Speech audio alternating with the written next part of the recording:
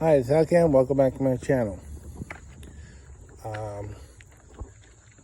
Today we're going to do a little throwback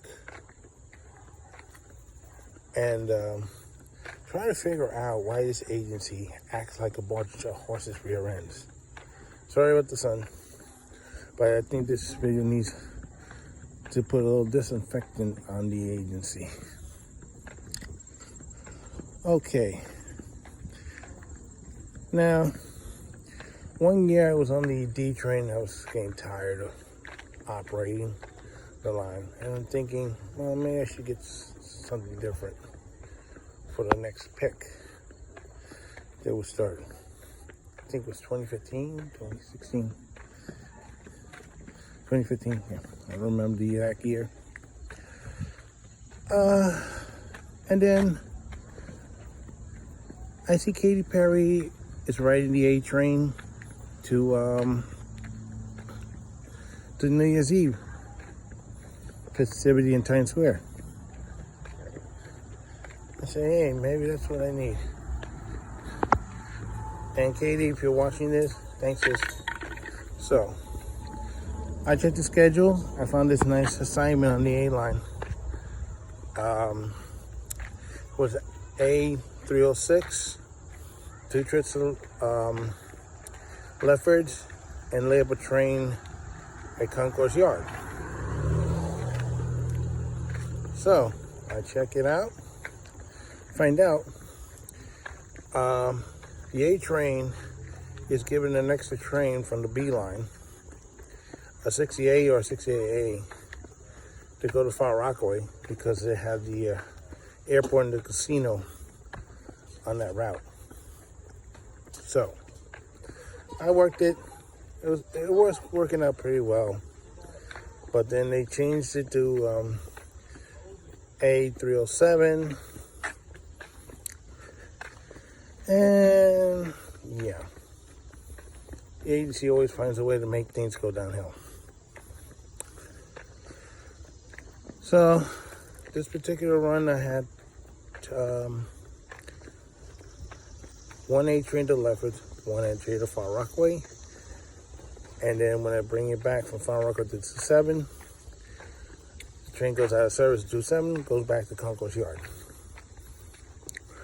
One of the problems I have with the 68s is the gears on the destination signs and the letters.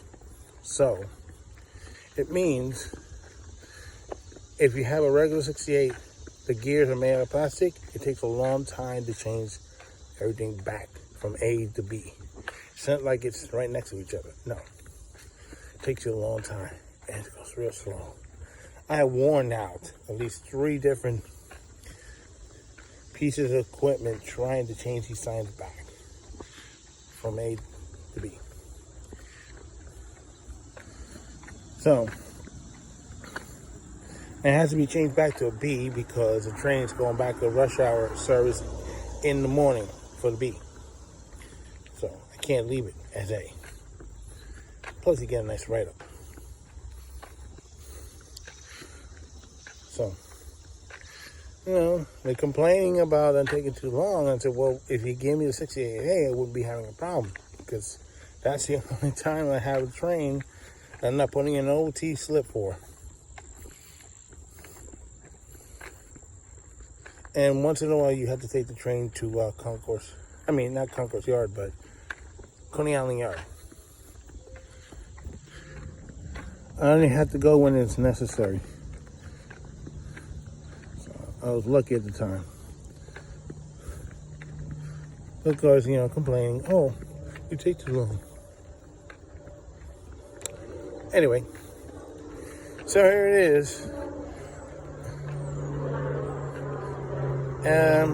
I'm changing signs to 68s. It's taking a long time to change. I'm putting slips in for that. But, the 68As, when I operate it, I come in, change. They're much easier to change because the gears are metal. Zoom, zoom, zoom, zoom, zoom, zoom, zoom, zoom, zoom, zoom. Try doing that with a 68. See how my hand is going slow? And a 68 is like this? That's the difference between plastic, and metal. That's afraid of putting it through the metal. You can't do that with plastic. Oh, and one idea they came out with, bring a drill with you. Like if I don't bring enough equipment as it is, I had no room for a drill. They never provided one, so the hell with it. Unfortunately, 307 was the last time it was going to be like that. When I went to pick it again, they changed the assignment to a number further down, and instead of starting at 27, now it starts at Lefferts. It starts at Lefferts, gets to 27.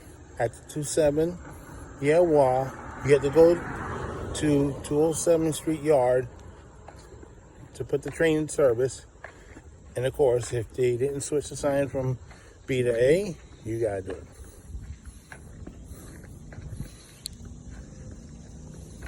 And of course, afterwards, then you take it to, I don't know if the lunch period was right there then. You wind up taking it to Far Rockaway, bring it back to 27, then you take it light to Concourse Yard. And Concourse Yard procedure is a little different. When you leave 207th Street, you're running light, you're blowing the horn, you don't like having that train pass by. Now you're going through the middle at 135 to change ends to go up to Grand Concourse. During this time is the time you should be trying to change these signs. But the 27th Street Master Tower, Concourse Yard Tower, 59th Street Tower, pressuring you to get this train out of here as soon as possible. So if you have a 68A, signs have changed like this, no problem. But if you have a 68 and you have gears are real slow, next to impossible. That means the majority of the time you have to change the signs at Concourse Yard. They didn't seem to get that. So I lose this assignment because some pencil pusher jackass wanted to say those beans for himself. Didn't give a shit that I needed those beans more than he does. Maybe they should get pencil lead poisoning. I don't give a shit about those jackasses anyway. Oh, but here's this. You know what makes things worse and really boils my blood? I just saw an episode of Inside Edition, and guess what I didn't know until now? Back in 1979, the New York City Transit headquarters was the scene of the great robbery. I said, what the hell is this? Turns out, 79. You may recall the movie called Money Train. Well, no, it's not based on the real robbery that took place. What happened was, apparently, Friday, the folks at the agency that deals with the money, they have a special room for that money at J Street. Goes by elevator or something. I operated a money train a few times, so I'm familiar with the procedure. But, you know, this took place in 79. I didn't become a motorman until 86. So, never heard about this robbery. It goes up an elevator someplace. They had two guards. They are very vigilant with the money. Of course, you had money tokens and all that stuff until Metro Car came along. So, they kept eagle eyes on this money. You try to take a 10, oh, they'll know you're in a hurry. But this Friday, in particular in 79, for some reason, they left with over $1 million in that room secured. When they come back Monday, $600,000 was missing in bricks of 10. And you would think this agency would have a fit that they lost all that money over the weekend. No. Oh, but they have a fit when I do overtime changing the signs.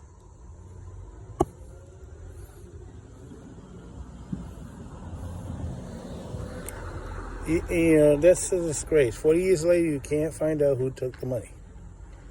But you take it on everybody else who try to earn a few bucks.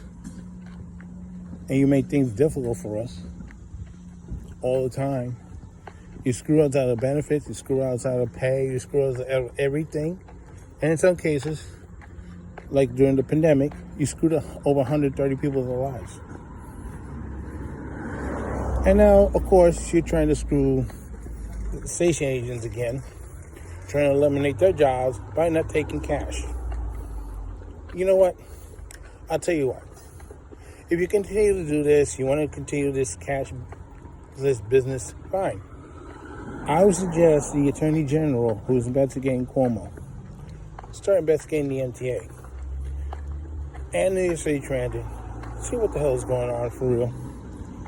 And if this cashless thing is not warranted, hands down some indictments against management of the agency. You see how quick they'll drop that in a hurry. Nothing will give you hot for faster than an indictment. And I think management should be indicted.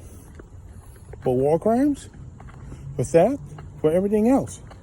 But you see, the management likes to give out the money for the commuter lines, but when it comes to us on the subway, oh no, you can't have that. You can't do this. You can't do that. You can't do the other thing. Oh no.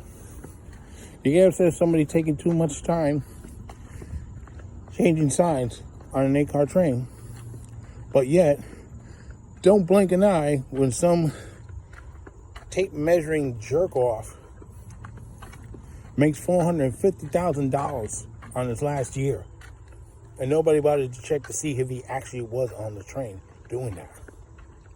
No, he was in the bowling alley.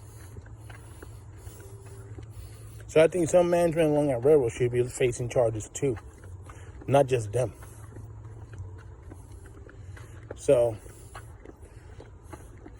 you know, to the Attorney General, if you want to run for governor, this is your perfect opportunity to screw the MTA and help the people at the same time. But this will be a win-win situation for you and the public and the employees, and a lose-lose situation for management on the MTA and all the other agencies.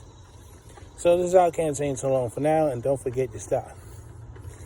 Oh, and by the way, the end of the story is, on that robbery, they never caught these guys in 40 years. Apparently they got too smart for the agency.